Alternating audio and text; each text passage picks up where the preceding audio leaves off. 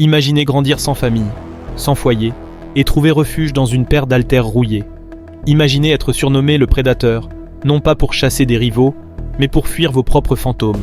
Voici Kai Greene, orphelin, artiste, culturiste, et l'homme qui a failli détruire le règne de l'Olympia avec des poses qui semblaient être des rituels tribaux.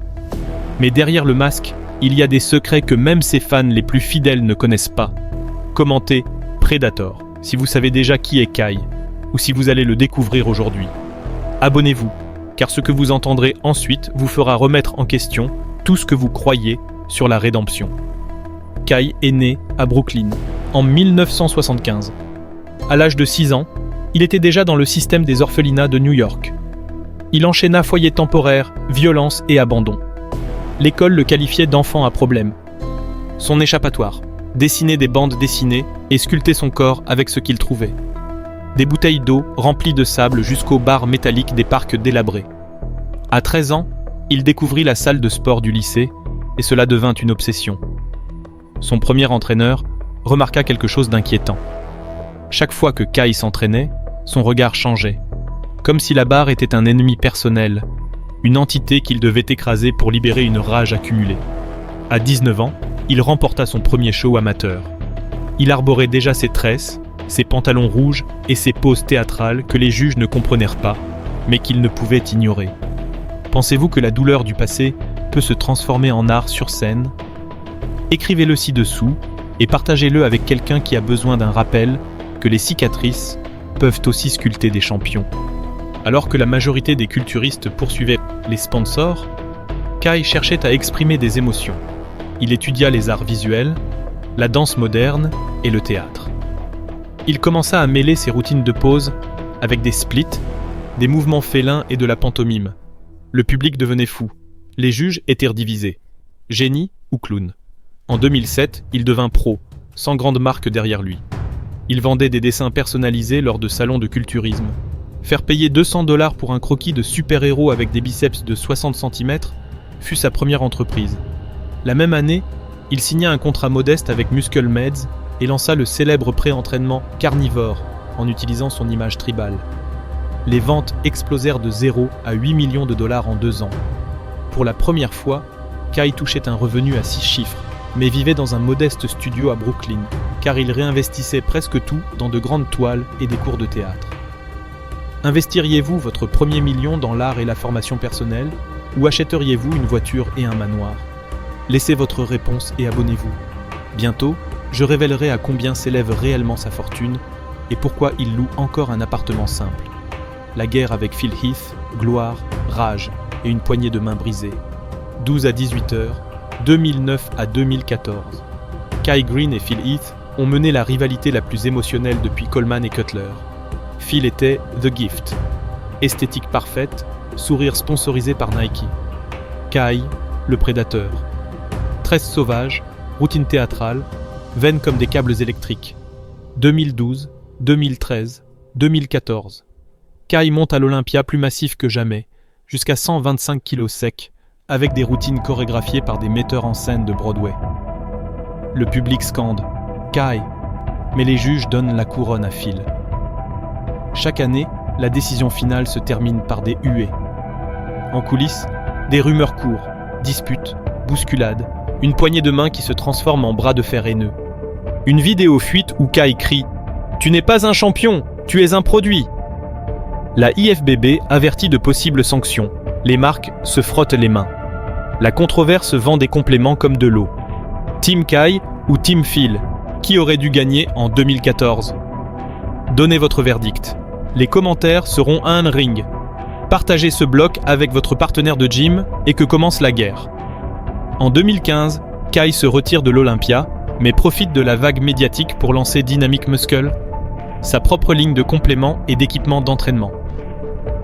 Des accords avec Redcon et une apparition dans la série Netflix Stranger Things en caméo de culturiste l'exposent à un public grand public. On estime que ses revenus de 2016 à 2023 tournent autour de 1,5 à 2 millions de dollars par an, entre ventes de merchandising, e-books Mind Muscle Connection et sponsors de vêtements de sport. Sa stratégie, le mystère comme marketing. Il ne révèle jamais complètement son régime alimentaire, publie des tweets cryptiques sur la transformation de l'énergie et vend des NFT d'art numérique à son effigie musclée. Les fans paient $500 pour un fichier JPG signé parce qu'ils pensent que Kai est plus que du muscle. C'est une philosophie. Payeriez-vous un demi-millier pour un NFT de votre idole ? Écrivez Art Fitness ou Arnaque, selon votre avis. Abonnez-vous, car il reste encore le chapitre de son supposé retour et la vérité sur sa santé mentale. Phil, The Gift. Heath, fils de classe moyenne à Seattle, boursier en basketball universitaire, discipline, routine, campus de luxe. Il a fait irruption en 2005, a remporté tous les shows amateurs auxquels il a participé. Musculature ronde, symétrie de jeux vidéo. Les sponsors l'ont surnommé The Future Mister. Oh, avant même qu'il ne sache poser. Kai, The Predator. Green, enfant orphelin à Brooklyn, foyer, abus, garage sombre. Art de rue et haltères rouillés, il déclara « Ma toile, c'est mon corps, mon traumatisme, la peinture. » Il arriva à l'IFBB sans grande marque, juste un sac à dos rempli de masques et de chorégraphies théâtrales. Dès la première minute, la presse a vendu le duel comme beauté contre bête. Phil était le champion corporatif, Kai, l'artiste sauvage qui voulait briser le moule. Dans le Pump Room du Mister Olympia 2012, des témoins disent que Kai s'échauffait en faisant des saltos arrière entre les haltères. Phil riait avec son équipe. Quand leurs regards se croisèrent, Phil commenta à voix basse « Nice circus tricks ». Kai répliqua « Cirque ou pas, tu verras qui rugit sur scène ». Résultat, Phil premier avec 4 points, Kai deuxième avec 6 points. Polémique. Le soir des finales, le public hua lorsque Phil reçut le Sandow.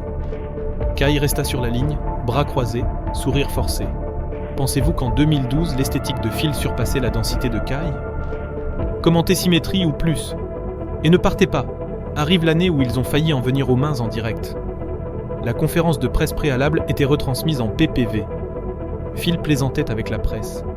Kai restait silencieux, capuche sur la tête. Un journaliste demanda « Phil, craignez-vous que Kai arrive plus massif et gagne le dos ?»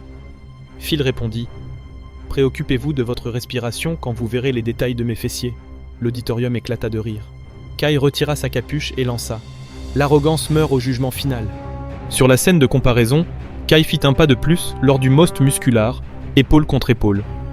Phil poussa du coude. On pouvait lire sur ses lèvres « Get out of my space ». La sécurité sépara les titans avant que la pause ne se transforme en bagarre. Le monde attendait la revanche de Kai. Il arriva avec 125 kilos secs, des tresses encore plus longues, une routine digne de Broadway. En coulisses, Phil buvait du Gatorade. Kai inhalait de l'ammoniac, arpentait les lieux en grognant. Le fameux handshake incident. Il monte sur scène pour l'introduction. Kai tend la main. Phil fait semblant de ne pas la voir. Kai lui attrape l'avant-bras. Phil se dégage brusquement et lance « Don't touch me, dude ». Twitter explose. Handshake Gate est en tendance. En finale, Kai fait sa routine de prédateur cérémonieux. Il termine par un grand écart en l'air, l'ovation la plus forte de la soirée. Mais les juges votent symétrie, détail. Phil gagne pour la 3e fois consécutive. Kai descend de scène, tête basse. Larmes, confettis qui ne lui appartiennent pas. Phil lève le send-off, mais les huées sont massives. À la retransmission, Bob Cicherillo hésite en prononçant « Décision populaire ». Un mois avant l'Olympia 2015, Kai ne signe pas le contrat d'athlète. Il exige d'utiliser sa propre marque et de vendre ses produits au Expo Hall. La IFBB refuse. Il publie une vidéo en larmes. « Je veux concourir, mais on me bloque ». Phil répond ironiquement sur Instagram. Signer des documents fait aussi partie du professionnalisme. Résultat, Kai hors du show. Fans furieux, audience historiquement haute, le scandale vend. La fracture entre la fédération et le prédateur ne se refermera jamais. 7 Sandow, 2011 à 2017.